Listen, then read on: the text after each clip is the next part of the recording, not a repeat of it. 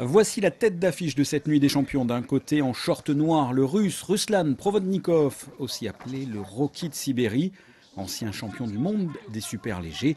Il ne fera qu'une bouchée du jeune Mexicain Jesus Alvarez Rodriguez. Au quatrième round, le Mexicain est durement touché, il vacille, il ne sait même plus où est sa cible. Le Russe en profite et lui assène une pluie de coups, des frappes rapides, puissantes.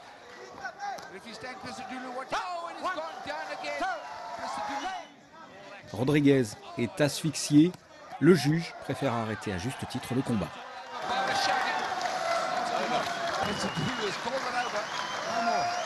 Plus tôt dans la soirée, en levée de rideau, deux représentants de la SM Boxe sont montés sur le ring. Tout d'abord, Idriss Barkat en rouge face à l'Italien Carlo Soumana. Idriss, plus grand, se déplace mieux, tourne autour de son adversaire, le domine de round en round. Les juges ne s'y trompent pas. Il remportera son combat logiquement sur décision unanime. Je m'étais très bien entraîné pendant 3 semaines et le résultat était là. J'ai très bien boxé. Il y a encore quelques défauts parce que je suis un amateur, mais c'était bien quand même. Quelle était la stratégie? Vu qu'il était plus petit que moi, c'était le tenir à distance et dès qu'il me rentrait dedans, le contrer directement. Et j'ai fait ça a très bien marché. Une décision unanime également pour le combat du monégasque Hugo Mikalev face à un Italien Darwin El Badawi.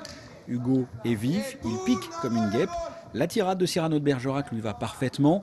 Et je tire mon espadon, agile comme Scaramouche. Je vous préviens, cher Myrmidon, qu'à la fin de l'envoi, je touche. Et c'est ce qu'a fait Hugo. Pendant les 3 rounds, il remporte lui aussi son combat haut la main. Avec Juan, Gilles, Landé et Thierry Godis, comme d'habitude, on a fait un super travail. Ça s'est vu sur le ring. On peut jamais en être sûr quand on arrive au combat parce qu'on n'a pas encore prouvé. Et là, ça s'est vu sur le ring que j'étais bien entraîné, pas de fatigue. Techniquement, j'étais bien, j'étais rapide, j'étais puissant. Franchement, ce combat était abouti. A noter parmi les combats pro, 2 ceintures mondiales. Tout d'abord en poids coq, le Kazakh en noir et blanc, Zana Zakianov, un puncher. Il est opposé au Vénézuélien Yonfred Parejo. Ces 2 combattants proposeront une belle boxe, mais le Kazakh ne cessera d'avancer. Il emportera ce duel logiquement au point. Il est le nouveau champion du monde WBA par intérim. Deuxième ceinture en jeu lors de cette soirée en poids léger, le Vénézuélien Charly Navarro contre le Russe David Avanessian, ici en short noir. Ce sont 2 beaux boxeurs, vifs et puissants.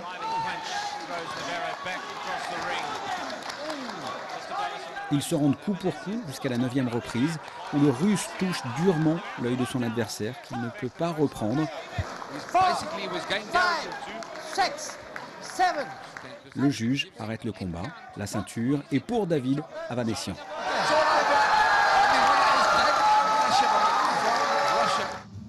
Autre chaos technique de la soirée, celui du Français Ali Belhadj qui chute face au Chinois Xiao Jun. Le Français a déjà été compté au 1er et 2e round. Il faudra quand même attendre le 11e round pour voir l'issue de la rencontre. Ali Belhadj prend une énorme gauche.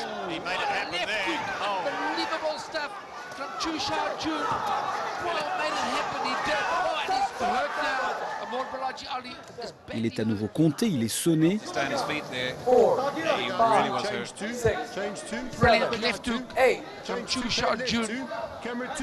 Le boxeur chinois n'a plus qu'à concrétiser. Une gauche suivie d'une droite et le Français est au tapis. Et enfin, un super combat pour conclure, celui du franco-congolais Yuri Kalenga en lourd léger, short gris-vert.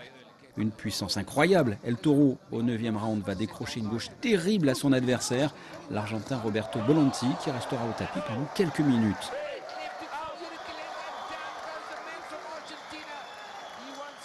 Yuri Kalenga remporte ce combat international sous les yeux du souverain venu assister à cette 7e édition du Monte Carlo Boxing Bonanza.